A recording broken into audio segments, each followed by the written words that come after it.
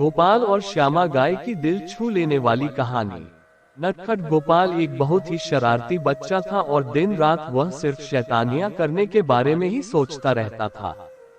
उसके घर में एक सफेद रंग की गाय थी जिसका नाम श्यामा था, जो बहुत ही सुंदर और सीधी सादी थी। श्यामा गोपाल को बहुत प्यार करती थी, पर जब भी गोपाल अपने पापा के साथ गौशाला में जाता तो उसकी खाने की घास को छुपा देता था या श्यामा का पीने का पानी फेंक देता था।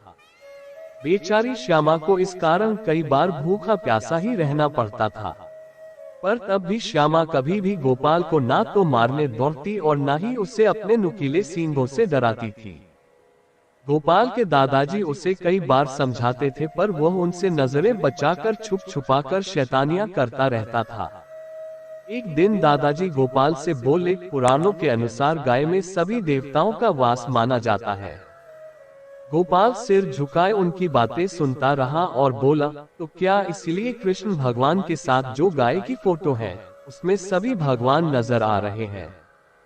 दादाजी ने मुस्कुराते हुए गोपाल से पूछा, कौन सी फोटो? गोपाल बोला, जब आप मुझे शाम को मंदिर में लेकर जाते हो तो वहां दीवार पर एक फोटो लगी है ना? गोपाल बड़ी मासूमियत से बोला। दादाजी हंसते हुए बोले, हाँ बिल्कुल वैसे ही। उस फोटो में तुमने देखा ना कि गाय के पूरे शरीर में देवी देवता दिखाई दे रहे हैं, और अथर्ववेद में भी लिखा है कि धेनु सदानाम रईनाम, अर्थात गाय समृद्धि का मूल स्रोत है, इसलिए गाय का कभी अपमान नहीं करना चाहिए। गोपाल दादाजी की बात को सोचते हुए कमरे में सोने चला गया। उसके कानों में अभी भी दादाजी की कही हुई बातें गूंज रही थी। उस रात जब गोपाल सोया तो उसने सपने में देखा कि श्यामा गौशाला से बाहर आ गई है। ये देखकर उसने श्यामा को पकड़ा और उसके खूंटे के पास उसे बांधने के लिए पहुंचा, पर अचानक रस्सी उसके गले से लिपट गई और देखते ही देखते वह श्यामा बन गया।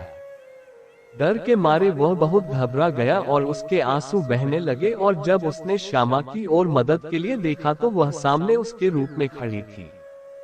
गोपाल ने डरकर जोर से मां को आवाज लगाई, पर उसके मुंह से सिर्फ गाय जैसी रंभाने की आवाज निकली जा रही थी, जिसे सुनकर मां दौड़ी दौड़ी गौशाला में आए और श्यामा को गोपाल समझकर प्यार करते हुए घर के अंदर ले गई। सारी रात उसने भूखे प्यासे मच्छरों के साथ काटी। अब जाकर उसे याद आया कि पापा ने जब भी मच्छर भगाने की अगरबत्ती गौशाला में जलाई तो उसने तुरंत पानी डालकर बुझा दी थी, जिसके कारण श्यामा को सारी रात मच्छर और मक्खियां तंग करती रही। थोड़ी ही देर बाद गोपाल के ऊपर ठंडी ठंडी पानी की बूंदें टिप टिप की आवाज के साथ गिरने लगी। उसने घबराकर ऊपर देखा तो छत से पानी टपक रहा था। ये कवेलू किसने हटाया सोचते हुए जब वह ठंड के मारे ठिठुरने लगा तो गोपाल को याद आया कि एक बार पापा ने उसे श्यामा के पीने का पानी फेंकते देखकर बहुत मारा था। तो उसने बदला निकालने के लिए श्यामा के खड़े होने वाली जगह के ठीक ऊपर का कवेलू हटा दिया था, जिससे वह बरसात में भीगती रही।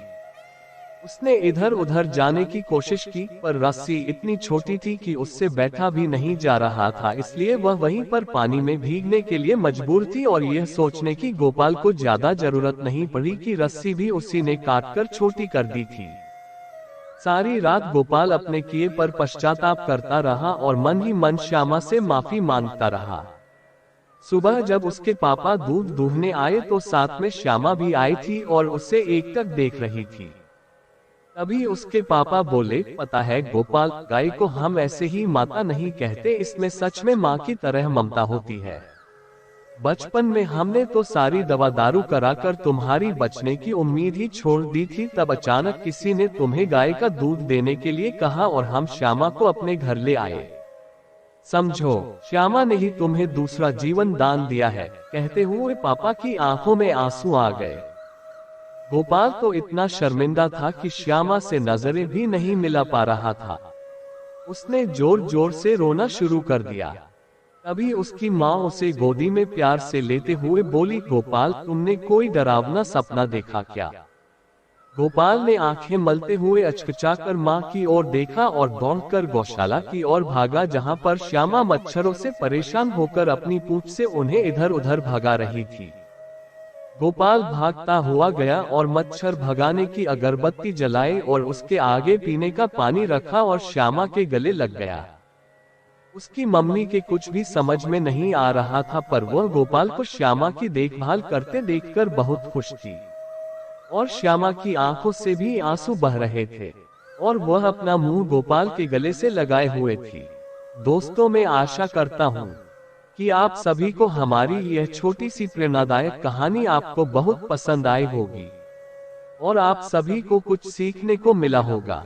दोस्तों, आप सभी को हमारी कहानी कैसी लगी, कमेंट बॉक्स में कमेंट करके जरूर बताएं। आपका दिन शुभ हो। धन्यवाद।